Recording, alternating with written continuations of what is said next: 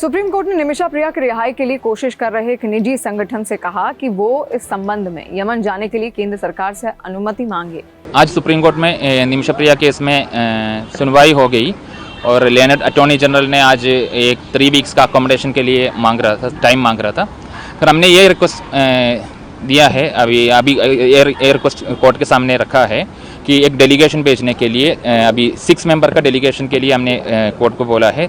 2 members from the petitioner organisation Nimisha Priya international action council, 2 members from Markaz of Kanthapuram Abu Bakr Musliyar and 2 members from government of India. और इसमें और ये delegation जाके उधर ब्लड मनी नेगोशिएशन फैमिली के साथ करने के लिए हम सोच रहे हैं। फिर कोर्ट ने ये डायरेक्शन दिया है हमें सरकार को अप्रोच करने के लिए, और अभी यमन जाने के लिए ट्रैवल बैन है और सरकार को अप्रोच करने के लिए कोर्ट ने डायरेक्शन दिया है।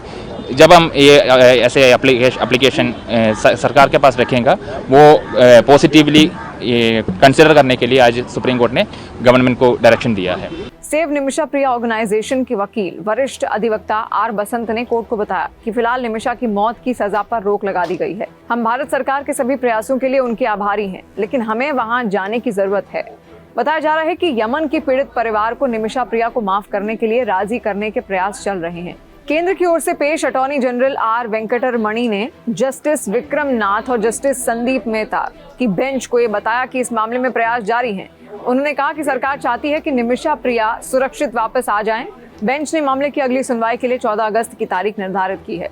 सुप्रीम कोर्ट यमन में मौत की सजा का सामना कर रही निमिषा प्रिया को बचाने के लिए राजनयिक जरियों का इस्तेमाल करने के वास्ते केंद्र को निर्देश देने संबंधी याचिका पर सुनवाई कर रहा है। निमिषा को पहले मौत की सजा 16 जुलाई को दी जानी थी, हालांकि अब ये सजा टल चुकी है। निमिषा प्रिया अच्छी तनख्वाह वाली नौकरी की तलाश में केरल के पलक्कड़ से यमन गई थी। वहां पर एक अस्पताल में कुछ साल बिताने के बाद उन्होंने अपना खुद का एक मेडिकल क्लिनिक खोला था। यमन के कानूनों के मुताबिक विदेशी नागरिकों को व्यवसाय शुरू करने के लिए वहां के नागरिकों के साथ साझेदारी करनी होती है। ऐसे में उन्होंने यमनी व्यक्ति तलाल अब्दो मेहदी को अपना बिजनेस पार्टनर बना लिया। ये दावा किया जाता है कि इन दोनों ने शादी भी कर ली थी।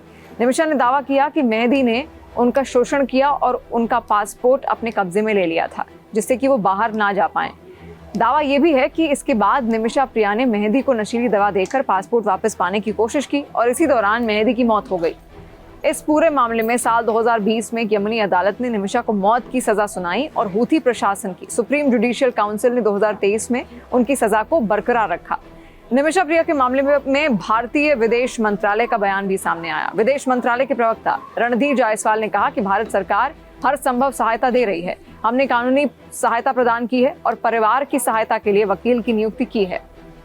जायसवाल ने यह भी बताया कि भारत सरकार इस मुद्दे को सुलझाने के लिए यमन की अथॉरिटीज और निमिषा के परिवार के संपर्क में भी है। जायसवाल ने आगे ये भी कहा कि जो सहायता दी गई है उसमें निमिषा के परिवार को दूसरे पक्ष के साथ पारस्परिक रूप से स्वीकार्य समाधान तक पहुंचने के लिए और वक्त देने के ठोस प्रयास शामिल हैं। इसके अलावा भारतीय विदेश मंत्रालय के प्रवक्ता ने कहा कि हम मामले पर बारीकी से नजर रखते हैं और मामले में हर संभव सहायता प्रदान करेंगे। हम इस संबंध में कुछ मित्र सरकारों से संपर्क में भी हैं।